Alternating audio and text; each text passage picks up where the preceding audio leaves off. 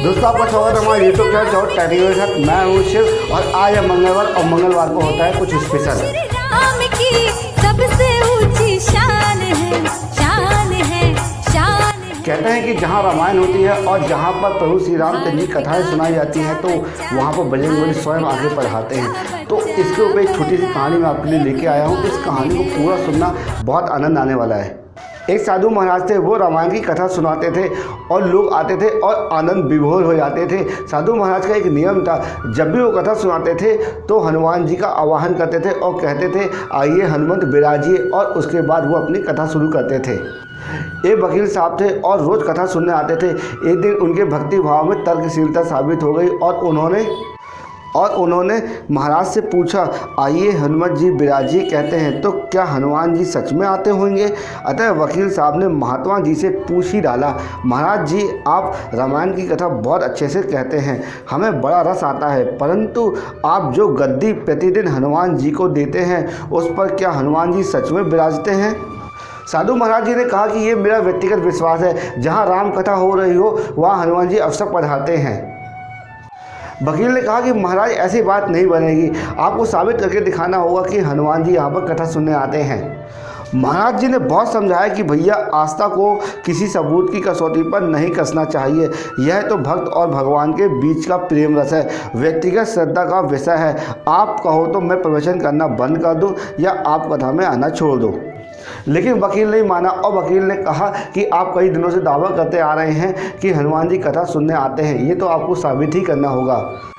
दोनों के बीच वाद विवाद चलता रहा और मौखिक संघर्ष होता रहा। फिर साधु ने हार कर ये कहा कि ठीक है, कल मैं तुम्हें इसका सबूत दूंगा कि हनुमान जी कथा सुनने आते हैं कि नहीं।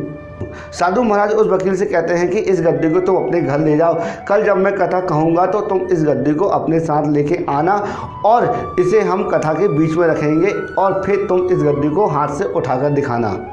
साधु महाराज के वचनों को सुनकर वकील साहब झट से मान गए, पर साधु महाराज ने भी एक शर्त रख दी कि अगर हम दोनों में से कोई पराजय होगा तो उसका क्या होगा।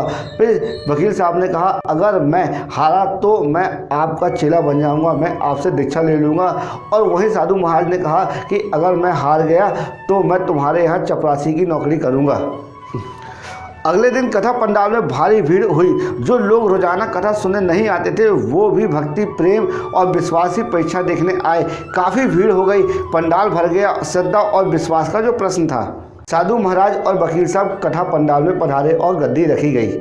महात्मा जी ने सजल नेत्रों से मंगलचरण किया और फिर बोले आइए हनुमत जी विराजिए। ऐसा बोलते ही साधु महाराज के नेत्र सजल हो गए। मन ही मन साधु बोले प्रभु आज मेरा प्रश्न नहीं है, रघुकुल रीति की परंपरा का सवाल है। मैं तो एक साधारण जन हूँ, मेरी भक्ति और आस्था की लाज रखना। साधु महाराज ने भगवान से प्रार्थना करी कि हे भगवान मेरी लाज रखना। और फिर उसी समय पंडाल में वकील साहब को आवाज़ लगाया गया। वकील साहब को निमंत्रण दिया गया कि आइए गद्दी को उठाइए। पूरे पंडाल में जो भीड़ थी वो सारी भीड़ गद्दी की तरफ देखने लगी और वकील साहब की तरफ देखने लगे। जो आस्था और विश्वास का जो प्रश्न था, फिर लोगों ने देखा कि गद्दी तो दूर की बात है, वकील साहब वहाँ पर अपना हाथ तक नहीं पहुँचा पा रहे थे। वकील साहब ने बहुत कोशिश करी कि उस गद्दी को उठाने की, पर उस गद्दी को छूना तो दूर, वो वहाँ तक उनका हाथ ही नहीं पहुँच पा रहा था। महात्मा जी ने देखा कि वकील साहब गद्दी को छूना तो दूर वहाँ तक अपना हाथ तक नहीं पहुँचा पा रहे हैं। वकील साहब ने कई बार मेहनत करी पर अपना हाथ वहाँ तक नहीं पहुँचा पाए, पसीने से तरबतर हो गए। पर कितनी कोशिश करने के बावजूद भी वकील साहब उस गद्दी को छू भी नहीं सके और अंत में ये हुआ कि वकील साहब सीधे महात्मा जी के चरणों में गिर पड़े।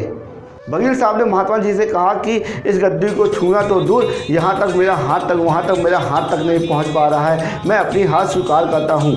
कहते हैं श्रद्धा और भक्ति के साथ की गई आराधना में बहुत शक्ति होती है, मानो तो देव नहीं तो पत्थर है। अगर आपको ये कंटेंट यूजफुल लगा हो और लगा हो कुछ सीखने को मिला हो तो अभी हमारे यूट्यूब चैनल को लाइक कर दीजिए। इसी तरह मैं आपके लिए यूजफुल कंटेंट लाता ही रहता हूँ। जय श्री कृष्ण। ऐसे भक्त कहाँ कहाँ जग में, ऐसे भगवान ऐसे भक्त कहाँ कहाँ जग में, ऐसे श्री राम जानकी।